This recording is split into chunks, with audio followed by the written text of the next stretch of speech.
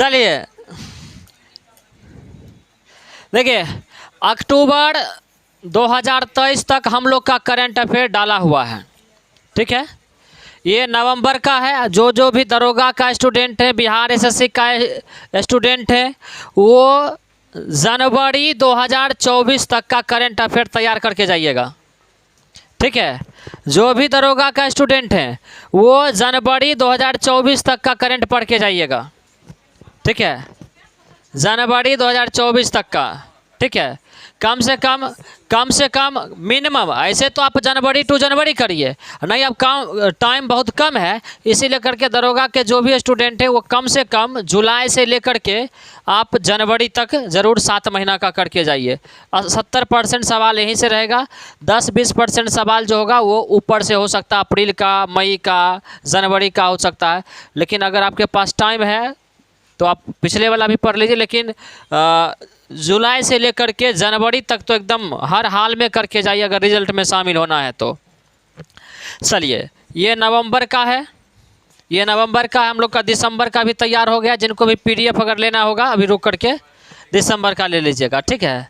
और टेलीग्राम पर तो आ चुका है, ठीक है। और 2 से 3 दिन में आपको जनवरी का भी, जनवरी 2024 का आपको मिल जाएगा। क्या बोले? नहीं आया है, करंट अफेयर आ जाता है ना, तो माने जनवरी 2024 अगर बोल रहे हैं ना तो उस करंट अफेयर में कंटेंट जो होगा वो नवंबर दिसंबर का होगा, ऐसा बात है, इसीलिए। चलिए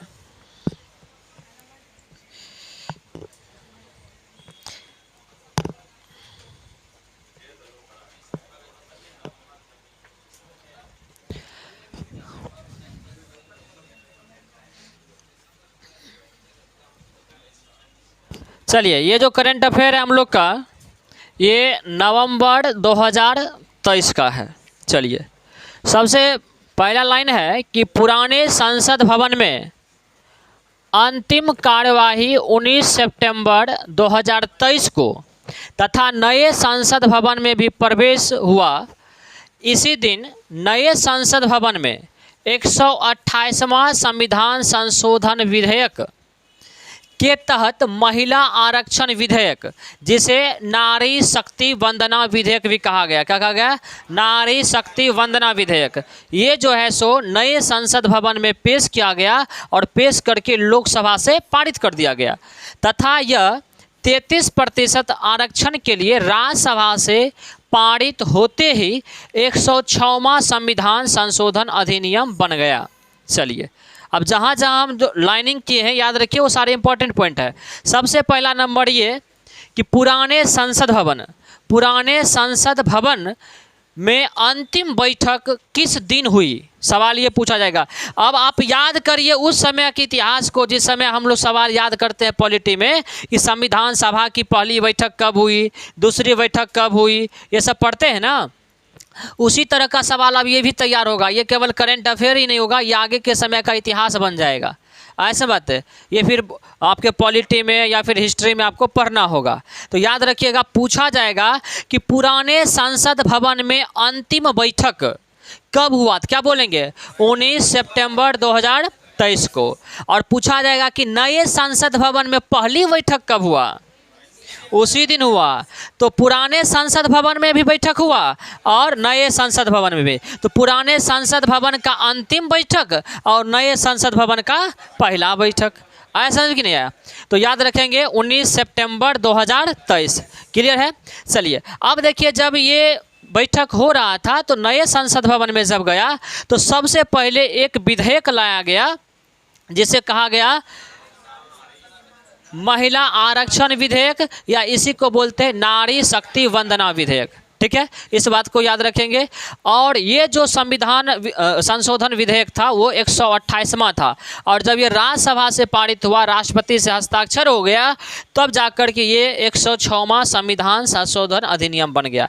याद रखिए, विधेयक जो होता है उसकी संख्या अधिक होती है और अधिनियम की संख्या कम होती है। एक बार फिर से हम बता देते हैं, कई बार बताए हुए हैं कि विधेयक और अधिनियम में क्या अंतर है, कई बार बताए हुए हैं, ठीक है। तो एक बार फिर से हम बता देते हैं ताकि आपको सही से समझ में आ जाए। जैसे कि मान लीजिए कि कोई भी कानून जब बनता है संसद से, तो इसका तरीका क्या होता है कि कोई भी प्रस्ताव लोकसभा में आएगा या तो राज्यसभा में आएगा, कहीं भी आ सकता है, लोकसभा में, राज्यसभा में और राष्ट्रपति। ठीक है, मान लीजिए कि लोकसभा में आया, यहाँ से पारित हो गया। मान लीजिए कोई भी प्रस्ताव यहाँ लेकर के आए, कोई भी प्रस्ताव यहाँ लेकर के आए, ठीक है, ये प्रस्ताव यहाँ आया, तो ये प्रस्ताव जब यहाँ आएगा तो विधेयक कहलाएगा। मान लीजिए पूरे भारत में शराब को बंद करना है, तो ये प्रस्ताव लोकसभा में आया, तब ये विधेयक कहलाएगा। ठीक है, यहाँ से पारित होने के बाद कहाँ आएगा, राज्यसभा में आएगा, यहाँ भी आएगा तो क्या कहलाएगा, ये विधेयक ही कहलाएगा, विधेयक ही कहलाएगा। ठीक है, ये प्रस्ताव क्या कहलाएगा, विधेयक कहलाएगा। फिर आएगा राष्ट्र, यहाँ से मान लीजिए पास हो गया, फिर आएगा राष्ट्रपति के पास, फिर भी क्या कहलाएगा, विधेयक ही कहलाएगा। ऐसे बात है। और जो ही राष्ट्रपति मान लीजिए सिग्नेचर कर दिया, तो ही विधेयक नहीं रहा, ये क्या बन गया, अधिनियम बन गया। ऐसे बात है। तो होता क्या है कि कुछ विधेयक जो है ना, वो तीनों जगह से पारित नहीं होता है, इसीलिए करके वो अधिनियम ही बन करके रह जाता है। ऐसे बात है। लेकिन कुछ जो है कुछ जो विधेयक है ना, वो तीनों जगह से पारित नहीं होता, तो विधेयक ही बन के रह जाता है। और जो पारित हो जाता है तीनों जगह से, वो अधिनियम बन जाता है। होता है क्या कि कुछ विधेयक फेल हो जाता है पहले ही, वो अधिनियम बनता नहीं है। अधिनियम बोलिए या कानून बोलिए, एक ही बात हुआ। तो इसीलिए करके विधेयक की संख्या अधिक होती है और अधिनियम की संख्या कम होती है। जैसे कि मान लीजिए कैसे कम अधिक होता है, सो समझ लीजिए। देखिए, मान लीजिए कि कोई लड़की जा रही है शादी में, ठीक है, तो उसका शादी में जाएगी तो उसका मम्मी से डिमांड क्या क्या होता है, बताइए। सबसे पहले क्या होगा, अगर डिमांड करेगी सबसे पहले कपड़ा, और कपड़ा में भी कौन, लहंगा लखनऊआ। सबसे पहला नंबर कपड़ा में भी खोजेगी, कौन खोजेगी, लहंगा खोजेगी, है कि नहीं है, बताइए। दूसरी, और उसके बाद अच्छा, लड़की लोग अपना मन से बोल दो सेकेंड में क्या, अच्छा पहला सही लिखे ऑप्शन कि नहीं लिखे, पहला सही ऑप्शन है ना, तब ये जबरदस्ती नहीं, सही है ना पहला। और सेकेंड बोलो, ईमानदारी से बोलना, मेकअप, सही बात, हम भी यही बोलने वाले थे, मेकअप, हाँ मेकअप, ठीक है। और हाँ हील वाला सैंडल, हील वाला, कारण है ना, लहंगा होता लमहर, आई अपने होते 1.5 फीट को, ऐसे बात है, तो लहंगा चलेगा घिसियाल, इसीलिए सैंडल लेती है चलती, मतलब नीचा से ना बेनाठी लग जाता है पैर में, ताकि लगेगी तनी लमहर, ऐसे बात है, ऐसे बात है कि नहीं। तो इसीलिए करके उसके बाद हील वाला सैंडल, सही बात है कि नहीं है। हाँ चलिए कोई बात नहीं है, हो गया सैंडल, समझिएगा। चौथा, ईमानदारी से बोलिएगा, और कुछ नहीं, वो आ गया उसी में, वो आ गया उसी में, उसका सामग्री अलग हो गया, समझ रहे हैं, हो गया,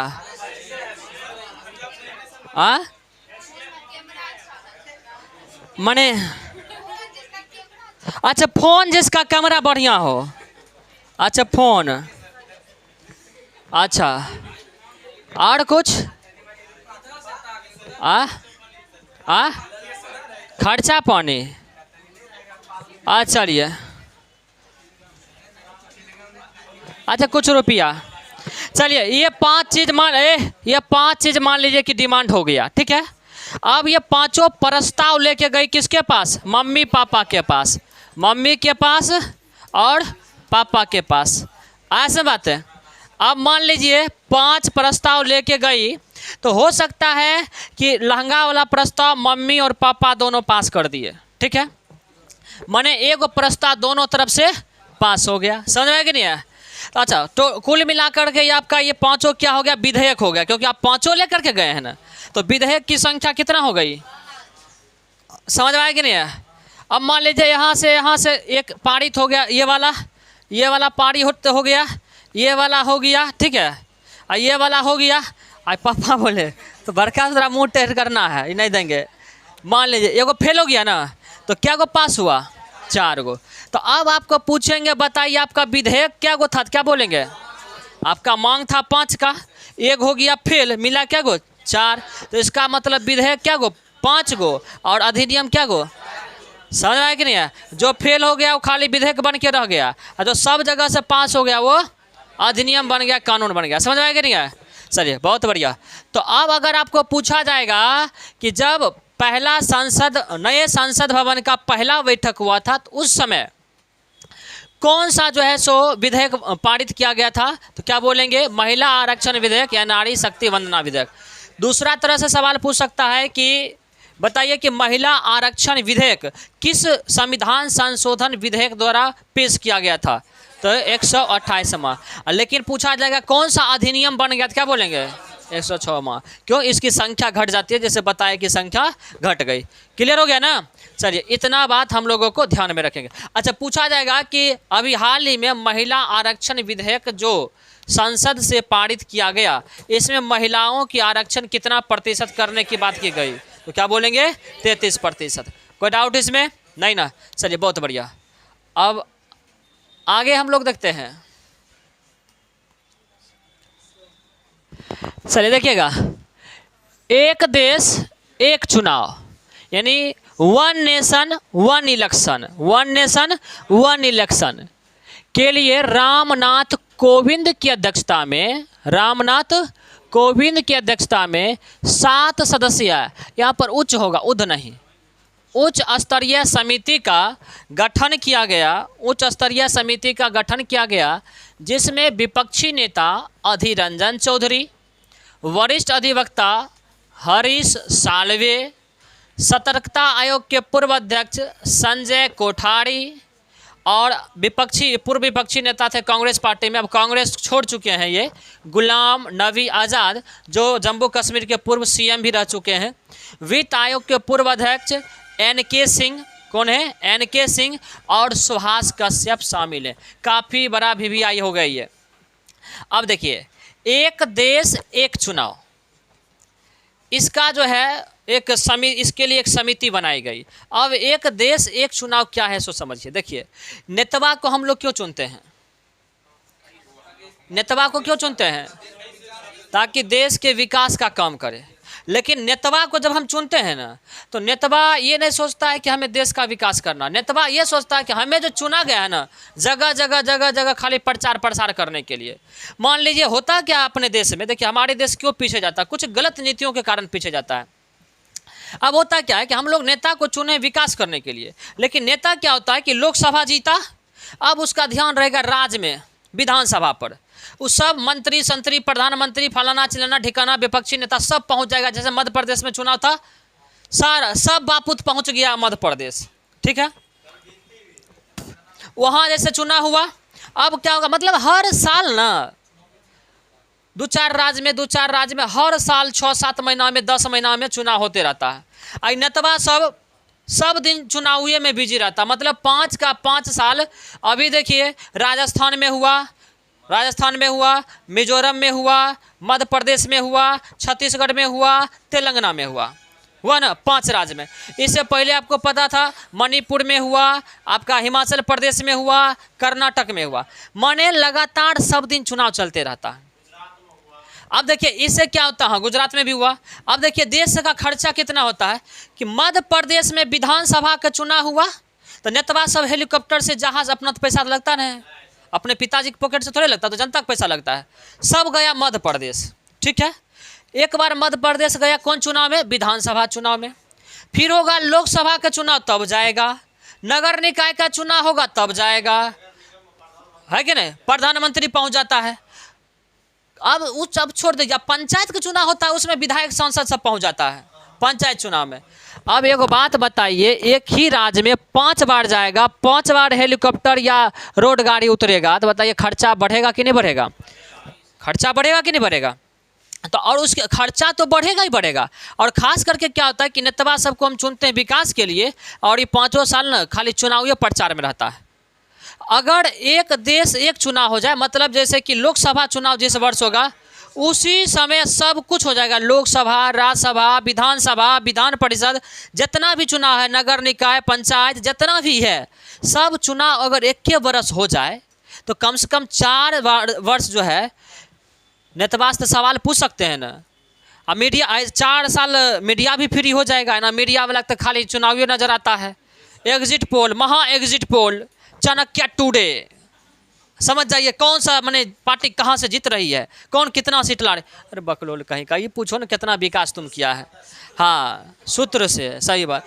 आज तक सूत्र पता नहीं चला, सूत्र है के, ये पता नहीं चला आज तक ये कौन चीज का सूत्र है, कि ये सूत्र कौन है और कौन चीज का सूत्र है, आज तक पता नहीं चला है। तो अगर एक देश एक चुनाव हो जाए, वन नेशन वन इलेक्शन, तो होगा क्या कि जो भी खर्च होगा, एक बार चुनाव होगा, बाकी 4 साल में जनता नेता से ना सवाल भी पूछ सकता है, और नेता भी फ्री रहेगा तो उसको भी लगेगा कि बैठे बैठे क्या करना है कुछ काम है कि नहीं। तो कुछ विकास का काम हो सकता है कर दे। ऐसे इतना चुनाव में बिजी रहता है, पता नहीं चलता हम विकासों करने के लिए जीते हैं, ऐसा बात है। और पता और ये लगता है कि हम खाली ना चुनाव में प्रचार करने के लिए जीते हैं, ऐसा बात है। तो इसीलिए करके याद रखिएगा, पूछा जाएगा कि एक देश एक चुनाव के लिए जो समिति गठित हुई है वो किसकी अध्यक्षता में हुई है, क्या बोलेंगे, रामनाथ कोविंद, जो पूर्व राष्ट्रपति हुआ करते थे। पूछा जाएगा इसमें कितने सदस्य हैं, 7 सदस्य है। 7 सदस्य में पूछा जाएगा कौन कौन शामिल हैं, तो क्या बोलेंगे, रामनाथ कोविंद, अधीर रंजन चौधरी, गुलाम नबी आज़ाद, उसके बाद संजय कोठारी, NK सिंह, सुभाष कश्यप, और एक व्यक्ति कौन है, हरीश साल्वे, जो पूर्व न्यायाधीश रह चुके हैं। ऐसा मत याद रखेंगे 7। चलिए, और इसकी जो पहली बैठक हुई है 23 सितंबर 2023 को नई दिल्ली में हुए। देखिए ये बहुत बढ़िया चीज़ है, अगर सरकार लाती है तो बहुत बढ़िया। अगर कोई पार्टी इसका विरोध करती है ना तो ये गलत बात है। कोई अगर विरोध कर रहा है तो समझ आइए कि वो देश की बर्बादी की तरफ लेकर जा रहा है। ये होना चाहिए, और हाँ होना भी चाहिए। ना तो विपक्ष को विरोध करना चाहिए, और ना पक्ष वाला केवल वोट के लिए चुनाव के टाइम पर ही सब बात करना चाहिए। ये खाली चुनाव जब आवे तभी सब बात, क्योंकि 2 बार से ही हो रहा, 3 बार से जब भी चुनाव आता है तो one nation one election, one nation one ration, one district one product, माने पता नहीं सरकार को वन से कितना लगा हो गया है। हमको लगता है कि जो वो अपने वन है ना इसीलिए वन वाला थोड़ा सा एगो देखिए माने साइबर कैफ़े वाला, उसका नाम था कौन सी साइबर कैफ़े करके लिख ले था, अब वो भी नाम चेंज कर लिया। बोले कि नाम काहे चेंज कर लिए, और नाम चेंज करके क्या कर लिया जानते हैं, one cyber one cafe, one cyber one cafe, समझ रहे हैं, गजब हाल है। कौन साइबर कैफ़े था नाम उसका, भूल रहे पूरा नाम, नया नाम। उसको बोले नाम काहे चेंज करे, बोले पूरा दुनिया का नाम चेंज का हो रहा है तो हम चेंज कर दिए तो क्या हुआ, बोले क्या नाम रखे, तो लगे नहीं था पोस्टर में मैंने वन साइबर वन कैफ़े, बताइए। चलिए याद रखिएगा इसको, ठीक है। चलिए नेक्स्ट देखिए, स्पेन की कंपनी, सबसे पहला नंबर इस लाइन को याद रखिएगा। स्पेन की company Airways defence and space के द्वारा निर्मित पहला परिवहन विमान C-295 भारत को सौंपा गया। यह हर महीना, यह महिला नहीं होगा, महीना होगा, हर महीना एक एवं कुल 16 विमान उपलब्ध करवाएगी। देखिए हम लोग स्पेन की एक कंपनी है जिसका नाम है एयरवेज डिफेंस एंड स्पेस, इससे समझौता किए और इसे एक परिवहन जो है सो विमान, परिवहन विमान मतलब समझते हैं, माल ढोने वाला विमान, जिसका नाम है C-295। इसके लिए हम इस कंपनी से समझौता किए और ये कंपनी हमें 16 विमान देगी, ठीक है। और बाकी का 40 विमान जो होगा वो कंपनी हमारे गुजरात में आकर के बनाएगी, ऐसा बात है। तो याद रखेंगे। अब यहाँ से सवाल क्या बनेगा कि हाल ही में C-295 विमान का निर्माण भारत के लिए कौन सी कंपनी करेगी, तो एयरवेज डिफेंस एंड स्पेस। दूसरा सवाल पूछ सकता है दूसरा तरीका से कि हाल ही में परिवहन विमान C-295 जिसे air defence and space company ने निर्मित किया है, ये कहाँ की कंपनी है, स्पेन की कंपनी है। ये जो है सो कितने विमान देगी, 16। और कहाँ पर ये 2026 तक 40 विमान निर्माण करेगी, तो गुजरात में करेगी। इतना पॉइंट्स हम लोगों को ध्यान में रखना है। कोई डाउट इसमें नहीं ना। चलिए, भारत 2026 तक समुद्रयान जिसका नाम होगा मत्स्य 6000 को लॉन्च करेगा, जिसके तहत 3 व्यक्ति को ले जाने में सक्षम समुद्रयान 6000 मीटर, 6000 मीटर का मतलब 6 किलोमीटर, 6 किलोमीटर समुद्र के अंदर जाना, गहराई में जाना बहुत बड़ी बात है। तो 6000 मीटर तक जाएगी तथा समुद्री विविधता एवं विभिन्न खनिजों का खोज करेगा। ठीक है, और इसका निर्माण जो है ना चेन्नई स्थित national institute of ocean technology के द्वारा किया जाएगा। काफ़ी VVIS साहब याद रखिएगा, पूछा जाएगा हाल ही में भारत कब तक समुद्रयान मत्स्य 6000 को लॉन्च करेगा, तो क्या बोलेंगे 2026 तक। पूछा जाएगा हाल ही में गगनयान एवं चंद्रयान के तर्ज पर समुद्रों के अध्ययन के लिए भारत सरकार कौन सा समुद्रयान छोड़ रही है, लॉन्च कर रही है, तो क्या बोलेंगे हम लोग मत्स्य 6000। और ये कितने मीटर तक अंदर जाएगी 6000 तक, और इसे कौन सी कंपनी बना रही है, तो क्या बोलेंगे national institute of ocean technology. ठीक है साहब, इस पॉइंट्स को ध्यान में रखेंगे। चलिए बहुत बढ़िया, और बाद में आपसे पूछेंगे भी थोड़ा थोड़ा। चलिए अगला देखिएगा, पश्चिम बंगाल के बीरभूम जिले में स्थित, काफ़ी VVI हो गया साहब, काफ़ी VVI हो गया। पश्चिम बंगाल के बीरभूम जिले में स्थित शांति निकेतन, क्या नाम है शांति निकेतन, जिसे अब विश्व भारती भी कहते हैं, विश्व भारती को, तथा कर्नाटक के होयसल मंदिर समूह, होयसल मंदिर समूह। देखिए होयसल मंदिर समूह का मतलब ये हुआ कि आपको पता है कि एक ही जगह होता है क्या कि कई मंदिर जो है सो कई मंदिर होता है, तो उसे कहते हैं मंदिरों का समूह। ठीक है, तो उस मंदिर में कई मंदिर शामिल है, तो इसीलिए करके इसे कहा गया है होयसल मंदिर समूह। तो इसमें 4 है या 3 है, याद रखिएगा, बेलूर मठ, हॉलीवुड और सोमनाथपुर। बेलूर मठ, हॉलीवुड और सोमनाथपुर, ऐसे बातें। तो ये सारे आ गए इसमें। कभी कभी आपको इसको अलग कर करके भी पूछ सकता है, या सीधा दे देगा कर्नाटक के होयसल मंदिर। ठीक है, इसको यूनेस्को के द्वारा सितंबर 2023 में विश्व धरोहर में शामिल किया गया है, जिससे भारत के 42 स्थल इस सूची में शामिल हो गए, जिसमें 34 सांस्कृतिक और 7 जो है सो प्राकृतिक है। ऐसे बातें कुल मिलाकर 41 से हुआ होगा। एक आता है मिश्रित श्रेणी में, याद रखिएगा। तो याद रखिएगा, पूछा जाएगा कि हाल ही में भारत के किन 2 स्थलों को यूनेस्को के द्वारा विश्व विरासत सूची में शामिल किया गया है, तो क्या बोलेंगे पश्चिम बंगाल का शांति निकेतन, या शांति निकेतन के बदला विश्व भारती भी दे तो ये भी मार देना। ठीक है, और कर्नाटक का होयसल मंदिर समूह, जिसमें बेलूर मठ शामिल है, हॉलीवुड और सोमनाथपुर शामिल है। ऐसे बात है। दूसरा ढंग से सवाल पूछ सकता है कि जो भारत का कितने स्थल हैं जो यूनेस्को के विश्व विरासत सूची में शामिल है, क्या बोलेंगे कितना है 42 है, जिसमें 34 जो है सांस्कृतिक है और 7 जो है सो प्राकृतिक है। ऐसी बात है। अब बात आई यूनेस्को की।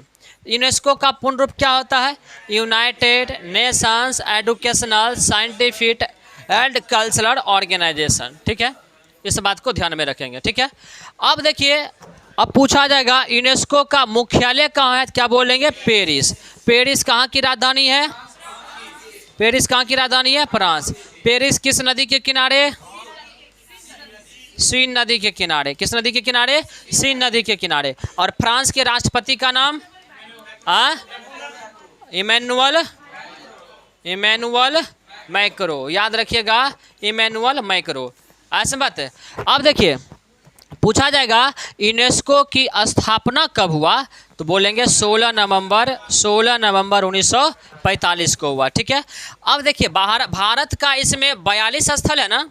पूछा जाएगा कि यूनेस्को में किस देश का जो है स्थल जो है सबसे अधिक शामिल है, तो याद रखेंगे इटली का। कितना है 59। इटली के प्रधानमंत्री जॉर्जिया मेलोनी। कौन है, हंस रहा लड़का। प्रधानमंत्री के साथ वो फोटो वायरल हो गया। अच्छा चलिए, तो कुल जो है ना, कुल जो है सो स्थल पूछा जाएगा यूनेस्को में कुल कितना स्थल शामिल है, 1199। चलिए याद रखिएगा इस बात को। अच्छा, शांति निकेतन की स्थापना कौन किए थे, शांति निकेतन की स्थापना बताइए। बकलोलपुर कहीं का, पश्चिम बंगाल में है। और इसकी स्थापना कौन किए थे, रविंद्रनाथ, तब रविंद्रनाथ टैगोर।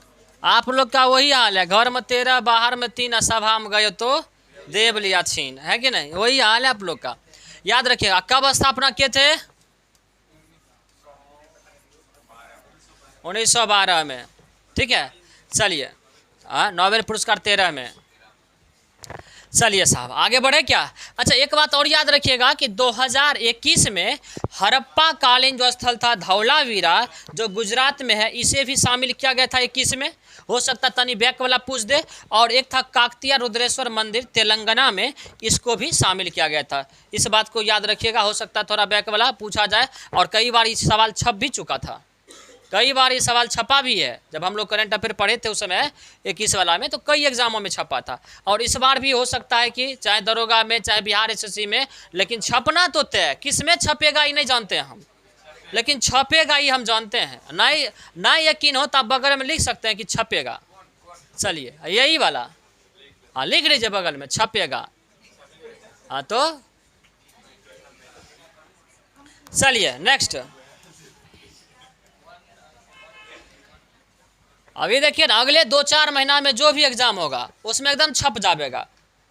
चाहे बीपीएससी टीचर वाला में छप जाए, चाहे दरोगा में छप जाए, चाहे बिहार एसएससी में छप जाए, लेकिन छपना तो तय है। चलिए G20, चलिए साहब G20 का 18वां शिखर सम्मेलन 9 दिसंबर 2009 से 10 सितंबर 2023 को नई दिल्ली में भारत की मेज़बानी में हुआ, जबकि 2024 में ब्राज़ील के रियो डी जेनेरो में संपन्न होगा। याद रखिएगा। तो 18वां शिखर सम्मेलन आपको पता है G20 कितना हाईलाइटेड था, ये पता ही है आपको। 18वां सम्मेलन भारत की मेज़बानी में हुआ। अब जो होगा 19वां होगा 2024 में, वो ब्राज़ील के रियो डी जेनेरो में होगा। कहाँ होगा? ब्राज़ील के रियो डी जेनेरो में, याद रखिएगा। चलिए अब देखिए G20 में ना साले अब देखिए G20 का जो 21वां सदस्य है ना, 21वां सदस्य वो बन गया है कौन? अफ्रीकी संघ बना है। कौन बना है? अफ्रीकी संघ बना है। तो अब G20 नहीं रहा साहब, G21 हो गया। क्या हो गया? G21 हो गया। तो पूछा जाएगा हाल ही में G20 का नए सदस्य जो है सो कौन सा संघ बना है? क्या बोलेंगे? अफ्रीकी संघ बना है। और जो अफ्रीकी संघ बना है उसमें कुल 55 देश है। तो आपको 2 तरह से सवाल पूछ सकता है कि G20 में कुल कितने देश वर्तमान में नए देश शामिल हुआ। देश पूछेगा तो 55 और संघ पूछेगा तो एगो अफ्रीकी संघ, ऐसे बात है। और इस अफ्रीकी संघ, जो अफ्रीकी संघ शामिल हुआ है, उस अफ्रीकी संघ के जो अध्यक्ष हैं वो है अज़ाली अस्सुमनी। क्या है? अज़ाली अस्सुमनी। क्या बोलेंगे? अज़ाली अस्सुमनी। याद रखेंगे साहब, अफ्रीकी संघ के अध्यक्ष अज़ाली अस्सुमनी। थोड़ा सा नाम टेढ़ा रहेगा, 2-4 बार बोलिएगा, आराम से याद हो जाएगा। चलिए साहब आगे बढ़े क्या? चलिए अच्छा, इस बार जो G20 हुआ था अपना भारत में, इसका थीम क्या था? याद रखिएगा, वासुधैव कुटुंबकम, यानी 1 अर्थ 1 फैमिली 1 फ्यूचर। याद रखिएगा, ठीक है साहब। और G20 देश सदस्य में से याद रखिएगा, देखिएगा साहब, ये सवाल अभी बीपीएससी में हाल ही में जो हुआ था 69वीं, वहाँ में सवाल ये छपा था इस तरह का। G20 सदस्य देश में विश्व के कुल जनसंख्या का 2/3 निवास करती है। मतलब पूरे दुनिया का 2/3 जनसंख्या केवल G20 का देश है। G20 का देश है, समझ जाइए। 245-50 देशों में केवल G20 का सदस्य मिल जाता है तो 2/3 हो जाता है, समझ जाइए। तथा 85% उत्पादन करता है और 75% वैश्विक व्यापार करता है G20 का देश। अरे काहे न होगा, जिस ग्रुप में चीन और भारत शामिल हो उसकी जनसंख्या क्यों नहीं उतना हो सकता है कि नहीं? है कि नहीं?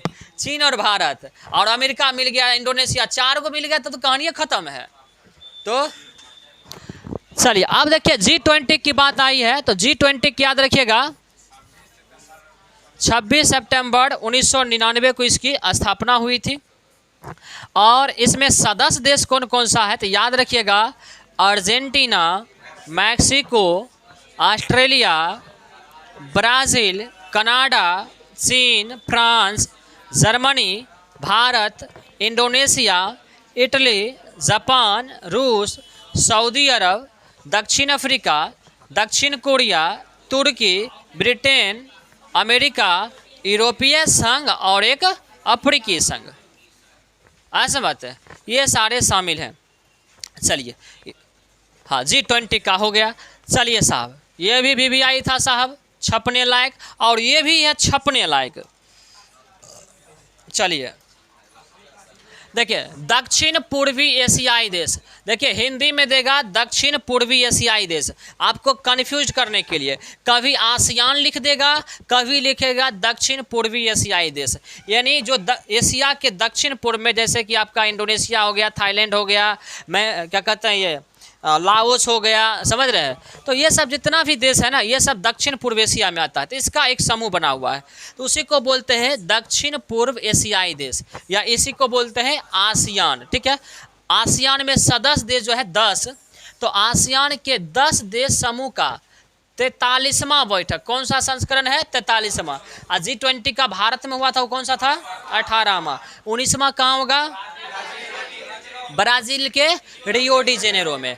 तो दक्षिण पूर्वी एशियाई देश आसियान, जो 10 देशों का समूह है, का 43वां जो बैठक हुआ है इंडोनेशिया के जकार्ता में हुआ, संपन्न सितंबर 2023 को हुआ, और इसका 11वां सदस्य देश, देखिए पहले था 10, अब हो गया 11 सदस्य देश, तिमोर लेस्ते बना है। कौन बना है? Timor Leste. ये देश का नाम है तिमोर लेस्ते, कुछ लोग पहली बार नामों सुने होंगे। तिमोर लेस्ते होगा। भारत इस सम्मेलन में तिमोर लेस्ते की राजधानी दिल्ली नहीं होगा, दिल्ली, हाँ इसकी राजधानी है दिल्ली। तिमोर लेस्ते की राजधानी दिल्ली, अपना राजधानी नई दिल्ली, इसका है दिल्ली, याद रखिएगा। ठीक है, तिमोर लेस्ते क्या है? तिमोर लेस्ते, इसकी राजधानी दिल्ली में। अच्छा, दूतावास होगा, ईतावास लिखा गया है, दूतावास खोलने की बात की है। ठीक है, ठीक है, दूतावास खोलने की बात की है। तो अब सवाल यहाँ से आएगा कि दक्षिण पूर्वी एशियाई समूह की बैठक निम्नलिखित में से किस स्थान पे हुआ? क्या बोलेंगे? इंडोनेशिया के जकार्ता में। पूछा जाएगा दक्षिण पूर्वी एशियाई देश में नए 11वां सदस्य देश कौन बना? क्या बोलेंगे? Timor Leste. तिमोर लेस्ते की राजधानी कहाँ है? दिल्ली। पूछा जाएगा कि हाल ही में भारत किस देश में नए दूतावास खोलने का जो है सो प्रावधान किया है? बताइए, क्या बोलेंगे? तिमोर लेस्ते में, और उसकी राजधानी कहाँ खुलेगा? दिल्ली में खुलेगा। इतना पॉइंट ध्यान में रखेंगे। चलिए साहब, अब देखिए बात आई है, अच्छा देखिए 2024 में जो ये होगा दक्षिण पूर्वी एशियाई देश का बैठक, वो हो जाएगा कहाँ पे? लाओस में। कहाँ जाएगा? लाओस में हो जाएगा। अब बात आई आसियान की, तो याद रखिएगा आसियान की स्थापना 8 अगस्त 1967 को, जबकि G20 का कब बोले थे? अभी G20 का, हाँ 26 सितंबर। इसीलिए ध्यान यहाँ देना है, हम बीच बीच में पूछ देते हैं, हम आदमी सही नहीं है, कभी कभी पूछ देते हैं हम, ऐसा बात है। हाँ, किसका? G20 99 में ही था, नहीं 2000 नहीं 99 में वो भारत हुआ, 17 वाला में उसमें हुआ था ना, हाँ SCO वाला में, SCO में हुआ था 17 में जाकर के।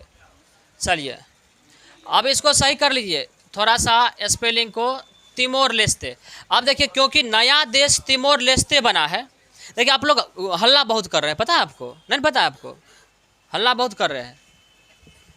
तो तिमोर लेस्ते के प्रधानमंत्री जो है वो कौन है? सनाना गुस्माओ। कौन है? सनाना गुस्माओ। तो याद रखना है, क्या याद रखना है? सनाना गुस्माओ। क्या याद रखेंगे? तो याद रखेंगे तिमोर लेस्ते के जो प्रधानमंत्री हैं उस सनाना गुस्माओ। तो याद रखिएगा मोर जो है ना क्या करेगा? माओ माओ। क्या करेगा? माओ माओ, याद रखिएगा। तो मोर में माओ माओ, ठीक है, याद रखिएगा। मोर में तो याद रखेंगे गुस्माओ। क्या बोलेंगे? गुस्माओ, ठीक है। चलिए, अच्छा चलिए अब देखिए भारत जो है ना आसियान का सदस्य नहीं है, लेकिन आसियान का 10 देश क्या करता है? भारत के साथ एगो स्पेशल बैठक करता है, जिसे बोलते हैं भारत आसियान बैठक। क्या बोलते हैं? भारत आसियान। आसियान का सदस्य देश भारत नहीं है, लेकिन आसियान का 10 देश भारत के साथ एक बैठक करता है। उस बैठक को बोलते हैं भारत आसियान बैठक, ठीक है। तो ये भी बैठक जो था 20वां बैठक था, और ये कहाँ हुआ है? जकार्ता में। जबकि आसियान का कौन सा बैठक था? ये 43वां बैठक था। ऐसे बात है, याद रखिएगा। चलिए, बहुत बढ़िया। अगला है जिम्बाब्वे के नए प्रधानमंत्री राष्ट्रपति। जिम्बाब्वे के नए राष्ट्रपति पुनः जो बने हैं, कौन बने हैं? एमर्सन मनंगाग्वा बने हैं, जो किस पार्टी से हैं? ZNUPF, जनूप पार्टी से संबंधित है। जबकि प्रतिद्वंदी जो था इनका, विपक्षी जो था, वो था नेल्सन चामिसा। कौन था? नेल्सन चामिसा। कौन था? नेल्सन चामिसा, ठीक है। और जीता कौन है? मनंगाग्वा। कौन है? मनंगाग्वा, ठीक है। और पिछले बार भी लिखाए थे, ठीक है। चलिए, अब देखिए इसकी राजधानी, जिम्बाब्वे की राजधानी पूछा जाएगा तो हरारे। क्या बोलेंगे? हरारे। और यहाँ का मुद्रा पूछेगा तो डॉलर। चलिए, अगला बात बोले। अब देखिए भारतीय मूल के, देखिए जो ही लगल रहे भारतीय मूल तो याद रखिए इंपॉर्टेंट हो जाता है। इसलिए हो जाता है कि भारतीय मूल लगा था किस में पता है? अमेरिका के उपराष्ट्रपति कौन है अभी? कमला है, अमेरिका के कमला हैरिस। तो उसमें लगा था ना भारतीय मूल, और आप देखे थे कि कई एग्जाम में छप चुका था। ऋषि सुनक बना है ब्रिटेन का भारतीय मूल का, आप देखे कि कई एग्जाम में छप चुका है।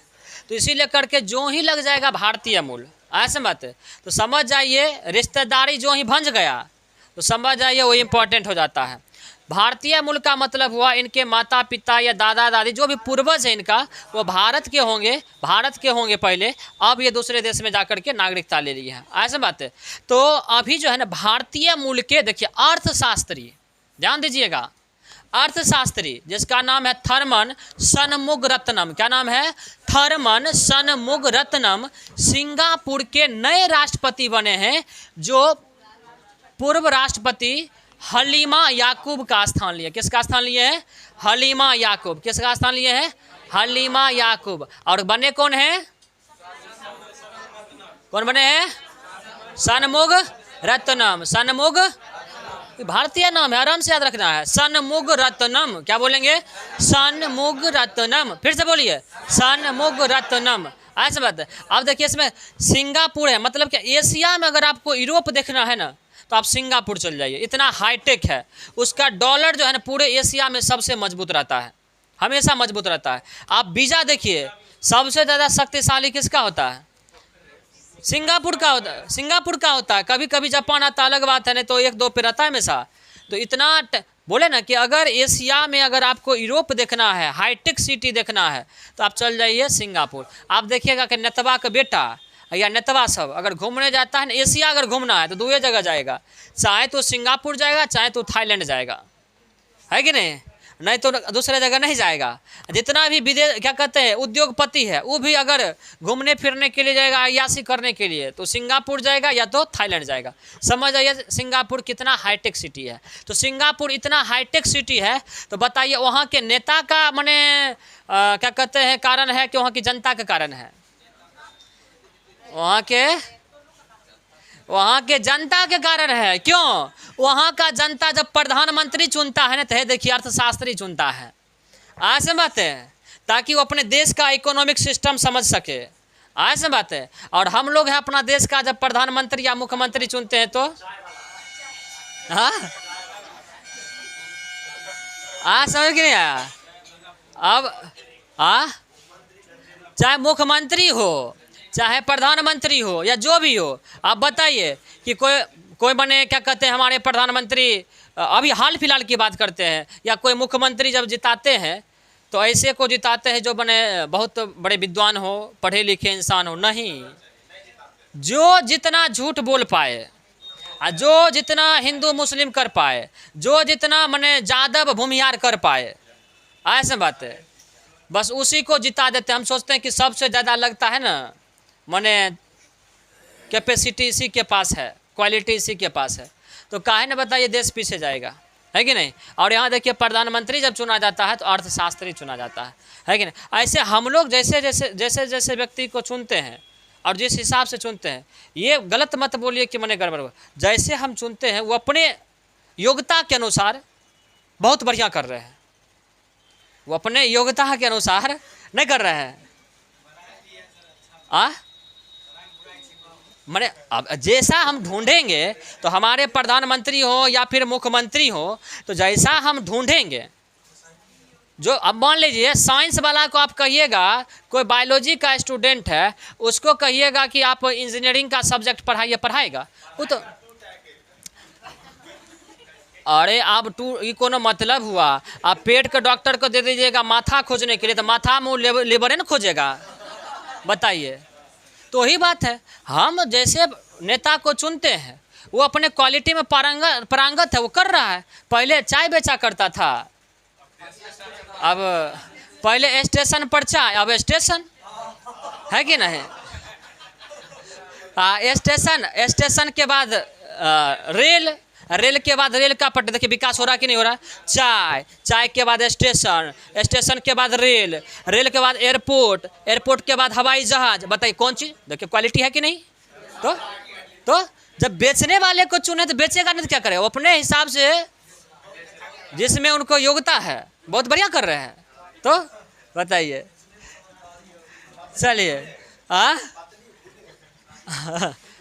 चलिए, तो याद रखिएगा भारतीय मूल के कौन बने हैं, सिंगापुर के शनमुग रत्नम, ठीक है ना। और केवल प्रधानमंत्री नहीं, हमारा मुख्यमंत्री भी होता 9वां पास। हमारी जो उप मुख्यमंत्री बनेगा, बनवे करेगा, है कि नहीं। हमारा जो मुख्यमंत्री होता है प्रथम महिला, बिहार की प्रथम महिला मुख्यमंत्री, अंगूठा छाप पूछा जाएगा कि बिहार की प्रथम महिला मुख्यमंत्री कौन है, तो बोलेंगे अंगूठा छाप। सीधा बात बोल रहा, कोई भी पार्टी रहे उससे बहस नहीं है, शिक्षित होना चाहिए। लेकिन शिक्षा का वैल्यू कहाँ है। आप देखे थे कि आप ही के क्या कहते हैं नगर निगम में एक इंजीनियर खड़ा हुआ था, इंजीनियर उसको हट गया। देखिए तो चलिए अगला देखिए, तो क्या होगा बताइए। क्रिकेटर को हम लोग बना देते हैं नेता, जिसको संविधान का एक अक्षर नहीं पता होता है। जो मैंने हीरो हीरोइन होता है कि नहीं। बताइए जो कुछ दिन पहले मैंने रिमोट से क्या बताएं गाना चलाता था, क्या कहते हैं ये रवि किशन सांसद हो गया। बताइए उसको रिमोट का ज्ञान होगा कि संविधान का अनुच्छेद का ज्ञान होगा, बताइए। एगो रिंकिया के पापा, बताइए। तो उसको कितना संविधान का बताइए कौन सा अनुच्छेद पता होगा। या अर्थशास्त्र में जीडीपी क्या होता है, जीएनपी क्या होता है, उसको क्या पता होगा। तो कैसे देश विकास करेगा भैया, बताइए। और आप कहते हैं कि मैंने देश विकास नहीं कर रहा है, इसमें किसी का कोई दोष नहीं है, जनता का दोष होता है, कोई नेता का दोष। आप जिताए तब तो लूट रहा है, सीधा बात है। चलिए अब देखिए अगला है भूमध्य सागर से, नाम याद रखिएगा, भूमध्य सागर से उठे भीषण तूफान डेनियल। देखिए जिसको हम बॉक्स में बंद कर रहे हैं वो सब शब्द को याद रखना है। डेनियल से लीबिया के डेरना में 10,000 से अधिक लोग मारे गए, जबकि 10,000 से अधिक लोग क्या हो गए हैं, लापता हो गए। और ये तूफान जो आया था सितंबर 2023 में आया था। अब सवाल यहाँ से पूछा जाएगा कि हाल ही में लीबिया में कौन सा तूफान आया जो भारी तबाही मचाया है, क्या बोलेंगे, डेनियल। दूसरा बात पूछा जाएगा कि हाल ही में लीबिया में तबाही मचाने वाला तूफान डेनियल ये कहाँ से उत्पन्न हुआ था, इसकी उत्पत्ति कहाँ से हुई थी, क्या बोलेंगे, भूमध्य सागर से। अगर आप यहाँ पर देखिएगा मैप में, तो यहाँ पर है ना लीबिया, है ना, और यहाँ देखिए भूमध्य सागर है, सीधा इधर से इधर आ गया, ठीक है। और पूछा जाएगा कि लीबिया का कौन सा शहर सबसे अधिक तबाह डेनियल तूफान से हुआ है, क्या बोलेंगे, डेरना, जहां 10,000 लोग मारा गया है और 10,000 लोग लापता हो गए। 20,000 लोग का एक साथ मरना, लापता का मतलब समझिए, ऐसा बात है। सरकार छिपाने के लिए ना कुछ को मार देता है, कुछ को लापता कर देता है, ऐसा बात है। लेकिन याद रखिए कुल मिलाकर के वो हाँ, वो बाद में सूत्रों के हवाले से बोल देगा कि लापता वाला भी पहुंच चुका है जगह पे। चलिए, तो अब बात आई है लीबिया की। तो याद रखिएगा लीबिया की राजधानी जो है ट्राइपोली या क्या बोलेंगे, ट्रिपोली। ठीक है, ट्राइपोली या ट्रिपोली, स्पेलिंग हिंदी और इंग्लिश में थोड़ा अंतर है। और यहाँ के क्योंकि तूफान आया है लीबिया में, तो स्वाभाविक बात है कहीं भी आपदा आता है तो आपको पता है कि सबसे पहले सरकार को लोग कोसता है। तो याद रखिएगा वहाँ के प्रधानमंत्री कौन है, क्या बोलेंगे, अब्दुल हमीद दबीबे। क्या बोलेंगे, अब्दुल हमीद दबीबे, अब्दुल हमीद दबीबे। कहाँ के ये प्रधानमंत्री हैं, लीबिया के। और तिमोर लेस्ते के प्रधानमंत्री अभी जस्ट बोले हैं ना, सिंगापुर का तब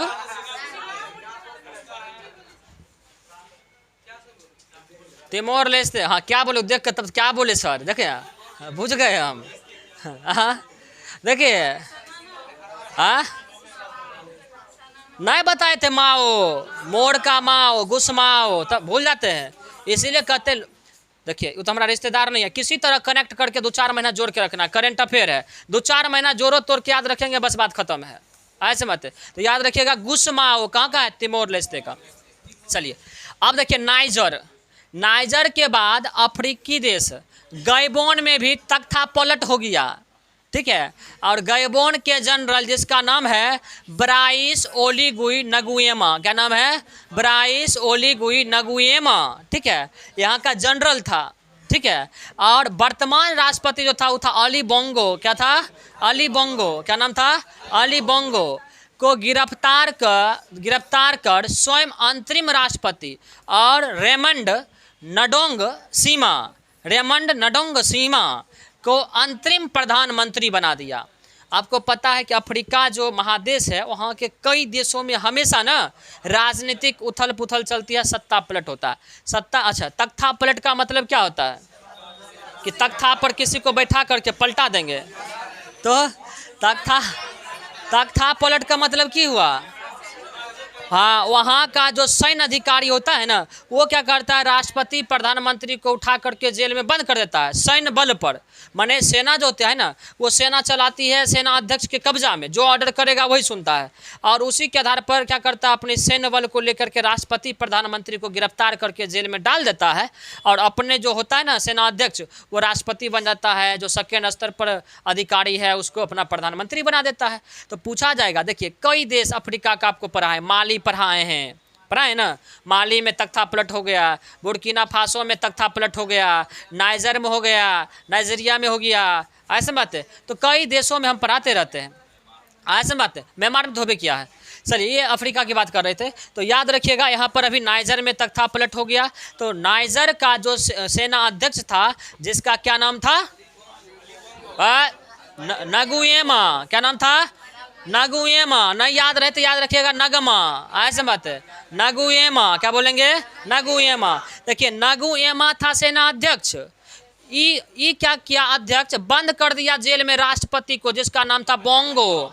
क्या नाम था, हाँ बोंगो याद रखिए, हो गया, रिश्तेदार थोड़े तो नंबर याद रखेंगे। तो देखिए, ये जो था ना, कौन, नगुएमा, ये क्या किया, बोंगो को उठा के जेल में डाल दिया और अपने बन गया राष्ट्रपति, और एगो सीमा को बना दिया प्रधानमंत्री, सीमा को बना दिया।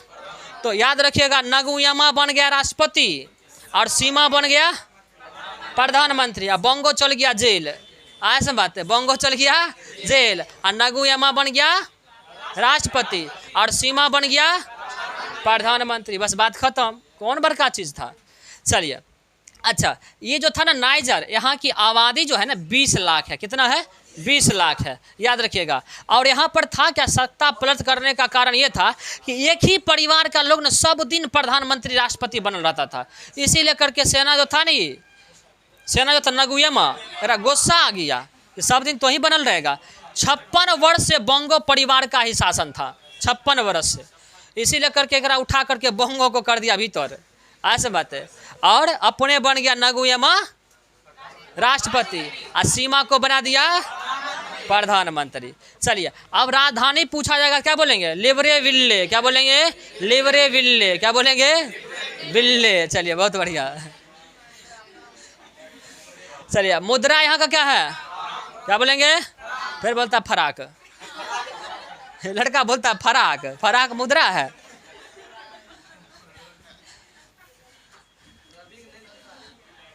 चलिए अगला देखिएगा साहब, आरबीआई के रिपोर्ट के अनुसार जून 2023 तक भारत पर विदेशी ऋण भार 629.1 अरब डॉलर हो गया है, जिसमें 505 अरब डॉलर ये जो है दीर्घकालीन ऋण है और 123.6 अरब डॉलर अल्पकालीन ऋण है। तो पूछा जाएगा कि जून 2023 तक भारत पर विदेशी ऋण भार कितना हो गया? क्या बोलेंगे? 629.1 अरब डॉलर। इतना अरब डॉलर ना भारत पर कर्जा है। अगर पूरे जनसंख्या से डिवाइड किया जाए, नहीं डॉलर में है, अगर जनसंख्या से डिवाइड किया जाए तो लगभग 1.25 लाख रुपया के आसपास, क्या बोले, पर व्यक्ति पर कर्ज है। हाँ, पर व्यक्ति पर लगभग याद रखिए। हाँ, जो जन्माज बच्चा ओकरो पे, बोतरो क्या कहते हैं, जो बच्चा जन्म गया ना ओकरो पर कर्ज है। तो चलिए अगला लिखिएगा। अच्छा ये देखिए, दो तरह का ऋण है भारत के पास, एक है दीर्घकालीन ऋण और एक है आपका अल्पकालीन। देखिए दीर्घकालीन ऋण किसको बोलेगा? मतलब वैसा ऋण जिसको हम लेते हैं ना तो लंबे समय के लिए उसको जो है सो ना हम लोग बनाते हैं, उसका जो ड्यूरेशन लेते हैं ना हम लोग लंबा समय का लेते हैं, ड्यूरेशन वापस लौटाने का जो समय होता है ना लंबा लेते हैं। जैसे कि मान लीजिए आप किसी से 2 लाख रुपया कर्ज लेते हैं, ठीक है, और बोलते हैं कि हम माने धीरे धीरे देंगे 10 साल 15 साल में, तो ये हो गया आपका दीर्घकालीन ऋण, ऐसा बात है। और एक होता है अल्पकालीन, जैसे कि किस्ती वाला घर पर बैठल है कि नहीं, अब पड़ोसी आ जाएगा, हे किस्ती वाला आएगा शाम में निकाल के दे देंगे आपको, दीजिए ना, है शाम में हम दे देंगे, है रुपया है या बैंक में, अभी बैंक खुलता तब नहीं खुला, इसीलिए तनी दे दीजिए। आप बताइए, तो इसका मतलब वो जो है ना वो कौन सा ऋण हुआ?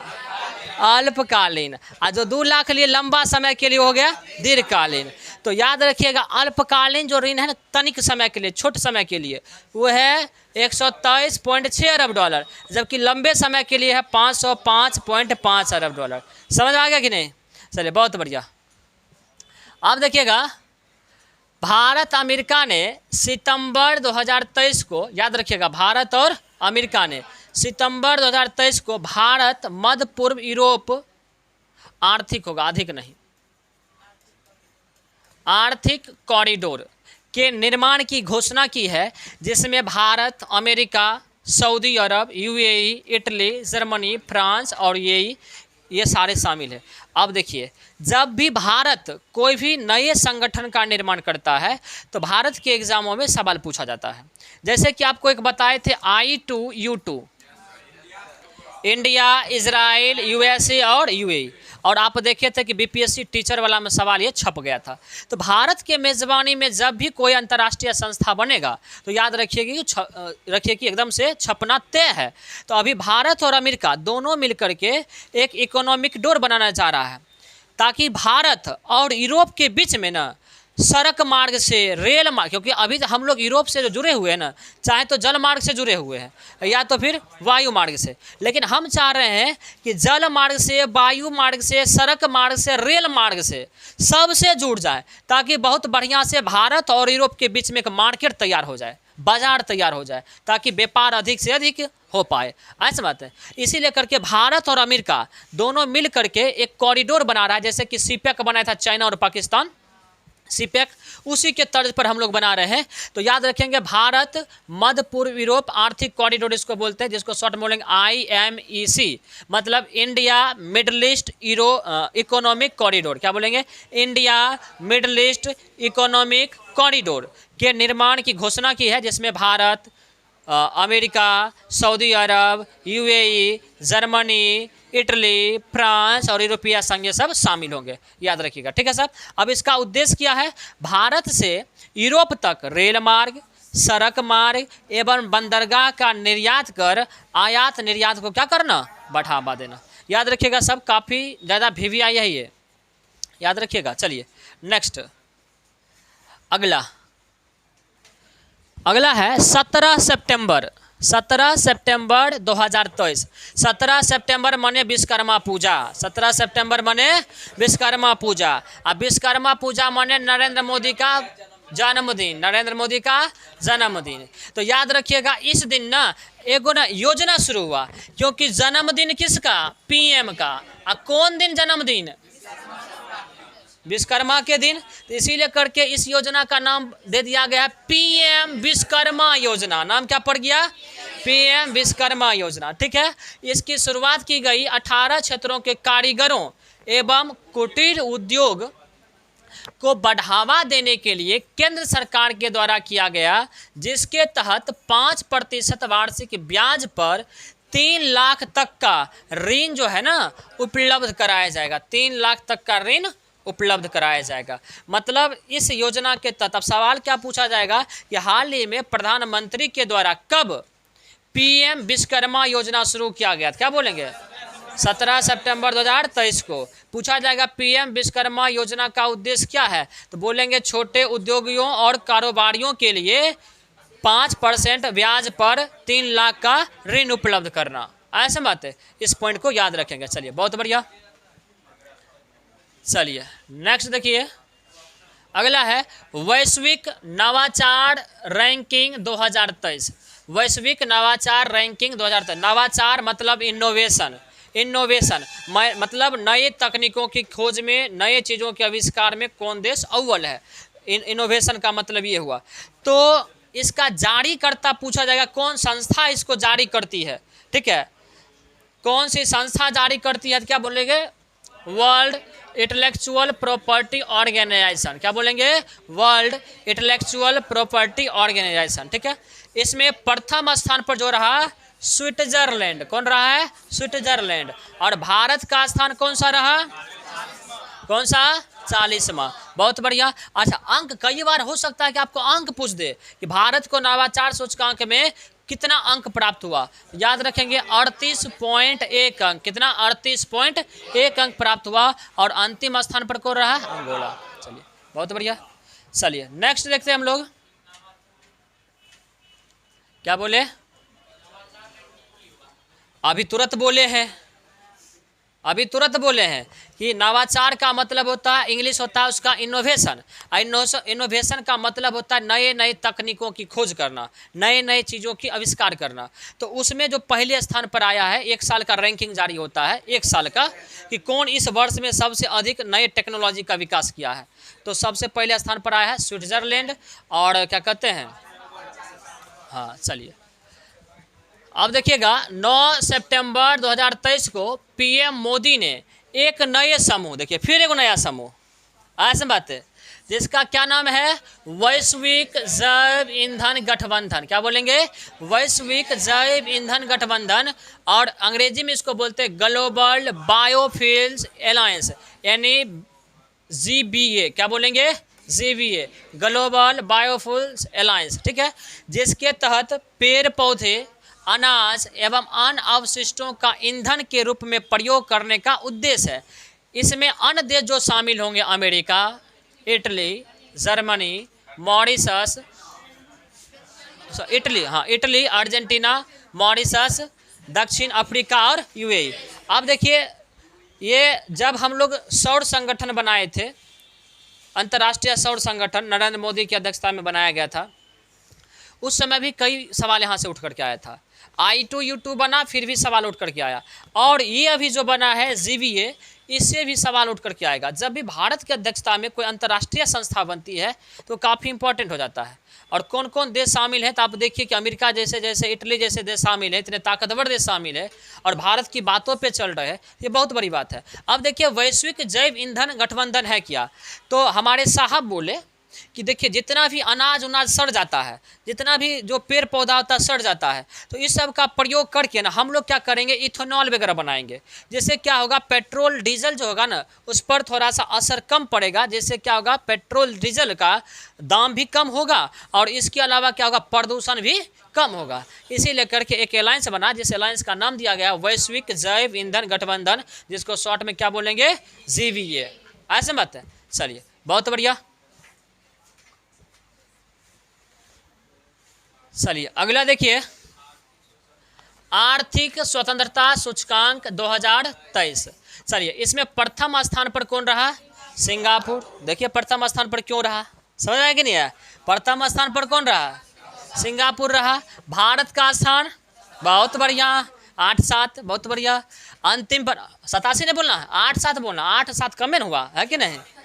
नहीं हुआ काम, तो बहुत ज़्यादा दूर थोड़े हुआ। एक पर सिंगापुर, 8-7 अपना है, बहुत ज़्यादा थोड़े है। ऐसे बात है। 87वां स्थान। चलिए, अंतिम स्थान पर वेनेजुएला, अंतिम स्थान पर वेनेजुएला। चलिए, अब कुछ नियुक्तियां हैं। देखिए साहब, सबका ठेका अपने लिए हैं, सबका ठेका जो लिया ना विद्यार्थी लिया है। कोई किताब लिख दिया तो बेचेगा वो, पैसा कमाएगा वो, याद रखना अपना। कोई नियुक्ति हो गया, बड़ा बड़ा पोस्ट पर चल जाएगा वो, पैसा छापेगा वो, सुविधा लेगा वो, और याद रखिए आप, ऐसे मत, यही तो अपना बचा है। अब बचा कौन चीज़ है? चलिए, तो श्रीलंका में राजदूत, श्रीलंका में भारत का राजदूत, बताइए। तो याद रखिए, मतलब श्रीलंका में भारत का नया राजदूत गया है जिसका नाम है संतोष झा, ठीक है। ऑस्ट्रेलिया में राजदूत जो गया है जिसका क्या नाम है? श्रीनिवासन स्वामी, याद रखेंगे। अच्छा, HDFC के CEO और प्रबंधक जो बन गए हैं वो कौन बन गए हैं? शशिधर जगदीशन। क्या बोलेंगे? शशिधर जगदीशन, ठीक है। चलिए, याद रखेंगे। और ये भी याद रखेंगे, HDFC जो बैंक है ये भारत का सबसे बड़ा वाणिज्यिक बैंक बन चुका है। पहले था SBI, लेकिन अब जो बन चुका है HDFC भारत का सबसे बड़ा वाणिज्यिक बैंक, क्योंकि HDFC फाइनेंस जो था इसमें शामिल हो गया, इसी वजह से ये सबसे बड़ा बैंक बन चुका है। ICICI के CEO पूछेगा कौन बने और प्रबंधक क्या बने? संजीव मंत्री। कौन बने हैं? संजीव मंत्री। अच्छा, कोटक महिंद्रा के CEO एवं प्रबंधक कौन बने हैं? अशोक वासवानी। कौन बने हैं? अशोक वासवानी। क्या बोलेंगे? अशोक वासवानी। चलिए, बहुत बढ़िया। अगला देखिए, फिल्म एवं टेलीविजन इंस्टीट्यूट के चेयरमैन कौन बने हैं? तो R माधवन। क्या बोलेंगे? R माधवन। चलिए, अगला है भारतीय प्रतिस्पर्धा आयोग के प्रथम महिला अध्यक्ष। देखिए, अगर लिखा रहे महिला, अब महिला से पहले पहला, अगर लिखा रहे महिला और महिला से पहले पहला, तो समझ जाइए क्या हो गया? VVI हो गया, छपेगा, है कि नहीं? चलिए, तो कौन बनी है? रवनीत कौर। अच्छा बताइए, रेलवे बोर्ड की प्रथम महिला अध्यक्ष कौन बनी है? हाँ ठीक है, बोल रहे हैं क्या? जया है, जया सिन्हा। तो हाँ चलिए, ठीक है, सिन्हा है। चलिए ठीक है। इसी तरह बहादुरी के साथ याद रखना है। आप लोग कैसे इतना याद रख लेते हैं, हमरा बड़ा अफसोस होता है, कैसे कर लेते हैं आप लोग, वाह। चलिए, कर्नाटक के नए CM कौन बने हैं? सिद्धारमैया। और डिप्टी CM उप मुख्यमंत्री D शिव कुमार, है ना? D शिव कुमार। चलिए, बहुत बढ़िया। अगला देखिए, नॉर्मन बोरलॉग पुरस्कार 2023। देखिए, नॉर्मन बोरलॉग जो थे ना, ये मैक्सिको के साइंटिस्ट थे, कृषि साइंटिस्ट, ठीक है, जो आपको पता है कि पूरी दुनिया में हरित क्रांति की शुरुआत किया था। पूछा जाएगा कि विश्व में पहली बार हरित क्रांति की शुरुआत किसने किया? तो नॉर्मन बोरलॉग। जो साइंटिस्ट किस देश के थे? अभी तुरंत बोले हैं ना, मैक्सिको के। कहाँ के? पता नहीं, ध्यान कहाँ रहता है तुम्हारा को। यादाश्त कमजोर नहीं है, यादाश्त में दूसरी चीज यादाश्त आ गया है, ऐसे बात है। इसीलिए करके यादाश्त तनी सही कर लीजिए, ठीक है। चलिए, रीसेट मार लीजिए। माथा में दोसर बात रहेगा तो ये सब बात कहाँ से आएगा, है कि नहीं? तो चलिए, माथा में रहता कि 4:30 बज गया, मैसेज आ गया होगा, हाँ, माथा में रहता है, तो कहाँ ध्यान रहेगा कि मैक्सिको हम बोल दिए हैं, हाँ हाँ। देखिए, इशारों को अगर इशारों से समझे तो राज को राज रहने दे। तो चले देखिए, तो नॉर्मन बोरलॉग जो थे ना, ये साइंटिस्ट थे, तो इन्हीं के सम्मान में एक पुरस्कार जारी किया जाने लगा 1973 से, जो कृषि क्षेत्र में या अन्य क्षेत्रों में भी, ऐसे स्पेशली कृषि क्षेत्र में ही जो साइंटिस्ट योगदान दे रहे हैं इसके विकास के लिए, कृषि क्षेत्र के विकास के लिए उनको ये पुरस्कार दिया जाता है। तो नॉर्मल बोरलॉग पुरस्कार 2023, ठीक है। इसका जो विजेता बने डॉक्टर स्वाति नायक, और ये भारतीय हैं। अब बताइए, पूरे दुनिया के लिए पुरस्कार है, पूरे दुनिया से जीत करके भारतीय लेके आ गए। ये तो इम्पोर्टेंट होता है कि नहीं होता है? इम्पोर्टेंट का मतलब छपना, ऐसा बात है। तो पूछा जाएगा कि हाल ही में नॉर्मल बोरलॉग पुरस्कार 2023 से किसे सम्मानित किया गया, क्या बोलेंगे? स्वाति नायर। और सबसे बड़ी बात ही महिलाएं हैं। और समझ सकते हैं कितना मैंने इंपॉर्टेंट हो गया, तो याद रखिएगा, ठीक है। और ये भारतीय वैज्ञानिक जो है अंतर्राष्ट्रीय चावल अनुसंधान केंद्र में कार्यरत हैं। अंतर्राष्ट्रीय चावल अनुसंधान केंद्र में कार्यरत हैं। आपको पूछा जाएगा चावल अनुसंधान केंद्र अंतर्राष्ट्रीय वाला कहाँ है, तब क्या बोलिएगा? बोलिए, जहाँ ही कार्यरत है उसका कहाँ है मुख्यालय? अंतर्राष्ट्रीय चावल अनुसंधान केंद्र का मुख्यालय। वाह, बहुत बढ़िया, बहुत बढ़िया। मनीला, मनीला, बहुत बढ़िया। वाह, कैसे याद रख लेते हैं आप लोग। चलिए, हाँ हाँ हाँ, तो देखिए, हाँ चलिए, बहुत बढ़िया। चलिए, अच्छा, प्रथम भारतीय महिला जिसे नॉर्मल बोरलॉग पुरस्कार दिया गया था, याद रखेंगे? अमृता पटेल। क्या याद रखेंगे? अमृता पटेल। चलिए, अच्छा, इसकी शुरुआत पूछा जाएगा कब हुआ, तो 1973 में हुआ था। 1973 में हुआ था नॉर्मल बोरलॉग पुरस्कार की शुरुआत, ठीक है साहब। चलिए, बहुत बढ़िया। इसी तरह बहादुरी के साथ आगे बढ़ते चलना है। चलिए, ग्लोबल फाइनेंस पत्रिका सम्मान 2023, सबसे पहला नंबर ये जारी कौन करता है, तो अमेरिका करता है। और इसका विजेता कौन बना? शक्तिकांत दास। कौन बन गया? जो आरबीआई के गवर्नर है। कितने नंबर के हैं बताइए? कितने नंबर के हैं? सही बात बोल करके फिर गलत बोलते हैं। तो चलिए, और इन्हें शक्तिकांत दास को एक और पुरस्कार दिया गया था, governor of the year. Governor of the year पुरस्कार दिया गया, याद रखिएगा साहब। तो